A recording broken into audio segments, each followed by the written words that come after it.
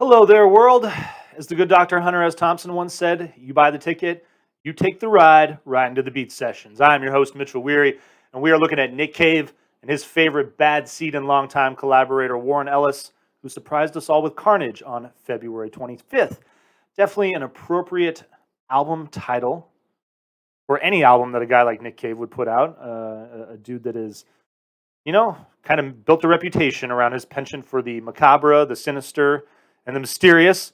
However, Carnage is not alluding to physical carnage, not the Red Right Hand sort of carnage to say, but it's definitely more of an allusion to the emotional and psychological carnage that most of us deal with in living in the modern world, especially in COVID times. I know that that is really highlighted a lot of frustrations that people might have with the modern world. I know all of us are pretty much beat to death with it, which is why I really appreciate the allegorical approach to this record. While it was written during lockdown, and while there are definitely things thematically that Cave deals with on this record, it's written in a and again in a more allegorical sense, to where these subjects they take on broader meaning and can be applied to not just this pandemic, but the overall, I guess, experience of life in and of itself, which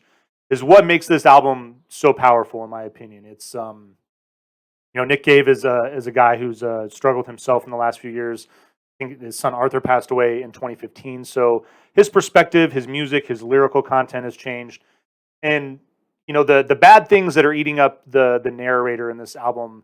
It's not so much that you know that the loss and the despair is ripping him apart, so much as that he's just embracing it and accepting it. And that's really the big thing that I think makes or breaks whether or not you're successful in this world, is that we all have to face adversity, and it's all based on how we respond to it. We can let things tear us down and break them apart, or we can persevere, we can be resilient, and especially in face of things that are completely out of our control. And I think that's why nature being such a focus lyrically on this album is so important too. You think about nature and you think about every individual's place in it. I mean, we really are just along for the ride. Talk about, I memean, every natural force around you. There's nothing that any one person can do to control that. So I like how those two themes line up.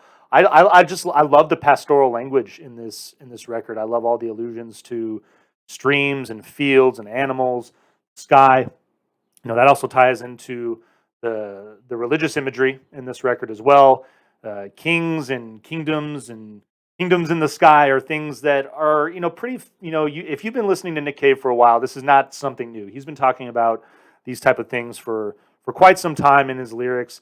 He openly is Christian as well, so it's nothing new thematically here. But I love the way he takes and he balances Old Testament and New Testament too. The second song on the record is called Old Time, which it's probably my favorite track.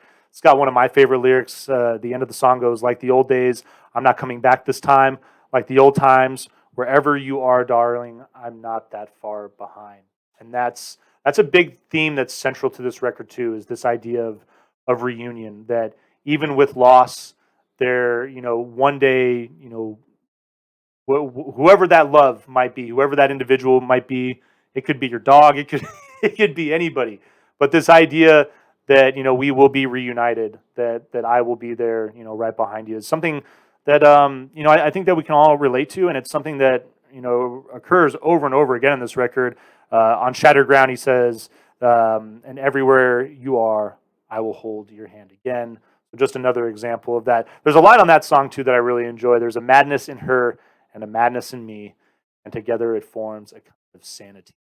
And I've heard arguments and reviews that say, "Oh yeah, it's about how we get through this together with unity," and I don't think that line alludes to that. I think that line is just about finding the right people to live through this madness. I don't think it has anything to do with us being all hunky dory with each other, as nice as that would be. So much as it's about every individual just finding those other individuals that make this hectic game that we all play worth playing, you know? So there's so many things here going on. I love Warren Ellis's music is phenomenal as well.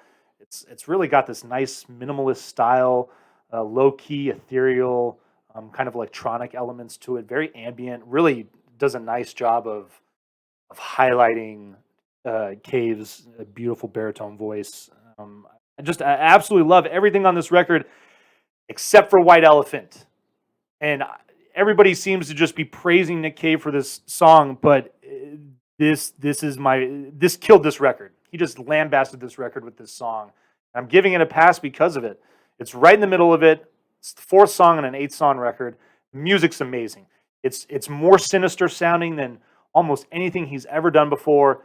And then the lyrics kick in, and all that poetic allegory is just out the door, and you immediately get a song about George Floyd. The fourth lyric is, about stomping on, someone's neck with your knee. I mean, he may as well have just called the song George Floyd instead of White Elephant, excuse me. But it kills this record. The first 3 songs, he does such an amazing job with Ellis of building this gorgeous ambient musical experience with these lyrics that are just, kind of taking you off into this special place where you can reflect. And then, bam, song 4. He slaps you right back into reality with this George Floyd nonsense. And frankly, everybody's entitled to their own opinion, but I think of a guy like Ahmaud Arbery, who was shot just while he was on a jog, and no one should die. It's a tragedy when anybody dies. No one should be subject to this type of thing. But when you got an upstanding kid like Ahmaud Arbery getting shot for going on a jog, and then you got George Floyd, who, really has a really seedy past, whose toxicology report shows that he was high. And again, that doesn't excuse the fact that he was murdered. It doesn't at all. But it's you could have taken this song and you could have built something really special with it, I think.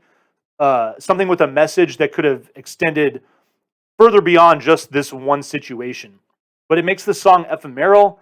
It's not going to age well because of that. And I think, and the ending is atrocious too. It goes from this really just cool, sinister feel, and then you get these crappy lyrics, and then it just turns into this happy choral thing at the end. I'm wondering what in the hell Ellis and Cave were even thinking with this song. They should have left it out. This still would have been a strong album with 7 songs at 35 minutes or something like that. But it being right in the middle of it and being such a big part of the record, it throws it off. I got to give this album a vinyl pass. As much as I love all of these songs and everything that's going on, that one song just it kills the continuity of the record for me, and I'm really bummed about that. I hope you find this review helpful, though. I hope you enjoy listening to the other songs on the record. And if you like White Elephant, cool. That's your prerogative and your choice. But as far as political songs go, I think that this is a perfect example of how not to do a political song and why songs like this just don't stand the test of time. And this one, as cool as elements of it are not going to, sadly. But the rest of the album is good. I hope you enjoy it. Please like this video, subscribe to my channel. We'll see you next time on the Beat Sessions.